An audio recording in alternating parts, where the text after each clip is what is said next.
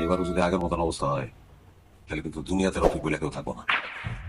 ভাই আপনি চিন্তা করেন, আপনি যে মেয়ের দেখতেন আজকে লাখে এক লাখে এক, এই কথা যদি বিশ্বাস না করেন, প্রমাণ যদি পান, তাহলে আপনার যা খুশি মনে করবেন, আমি আপনার কোনো কথা বলবো না। ভাই সব তাহলে মেয়ের আনার ব্যবস্থা করেন, আমরা দেখি কথাবার্তা বলি। মেয়ে তো ওই আসছে, এই কই গো নিয়ে আসো, আপনি একটু নাস্তা পানি করেন প্লিজ, নাস্তা করেন করেন, অসুবিধা কই নিয়ে আসো।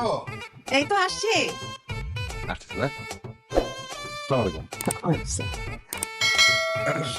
বসো বাবা, বসো বসো। আসসালামু আলাইকুম। ওয়ালাইকুম আসসালাম ওয়া রাহমাতুল্লাহি ওয়া বারাকাতুহু। আমাদের মেয়ে অনেক গুণে গুণান্বিত। ও পড়াশোনায় যেমন ভালো, সংসারের কাজেও তেমন পড়বে। আমাদের এই একটা মাত্র মেয়ে, আমাদের সর্বস্ব দিয়েই মানুষ করেছে। সেই জন্য আমরা চাই ভালো একটা পাত্রস্থ করতে, এটা আমাদের চাও।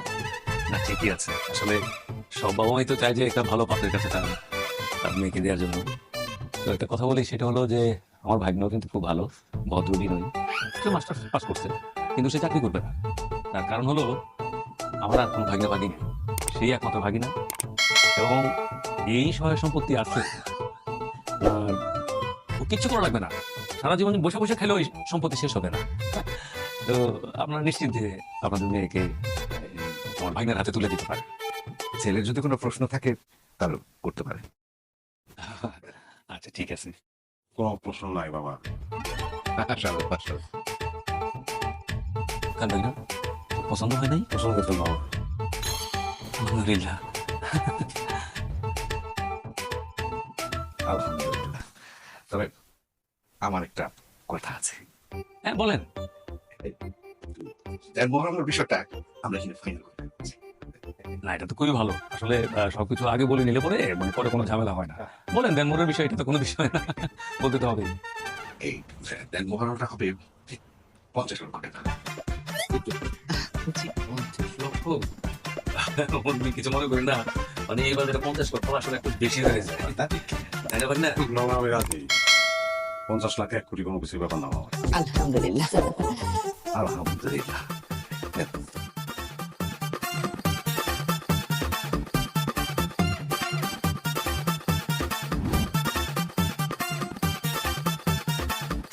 চুপচাপ যে, কিছু বলবা না? না। কেন? কথার গুছানোর শক্তি আমার নাই। আমার সারা জীবন বলতে পারো ছোটবেলা থেকে একটাই চাওয়া ছিল, একটা সুন্দরী মেয়ে তোমার মতো। আমার সেই চাওয়াটা এত বছরের চাওয়া, এত মনে প্রাণের একটা চাওয়া আজকে পূর্ণ হইল। আমি আত্মহারা। আত্মহারা মানুষ কি বুঝে কথা বলতে পারে? তুমি কিন্তু কথা বুঝিয়ে বলতেছো। হৈমন্তী গল্পটা পড়ছো না? পড়ছি।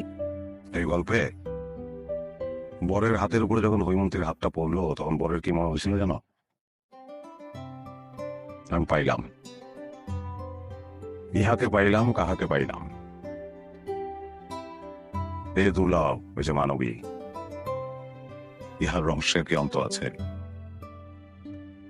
কিন্তু গল্পটা কিন্তু অলক্ষণে। মানে তুমি হৈমন্তের শেষ পরিণতি দেখো নাই? আমার হৈমন্তীর শেষ পরিণতি তো এরকম হবে না।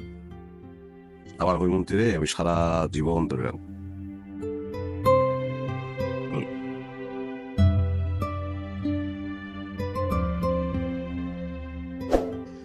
লাইট অফ করবা না? না, লাইট অফ করলে তোমার দেখবো কিভাবে?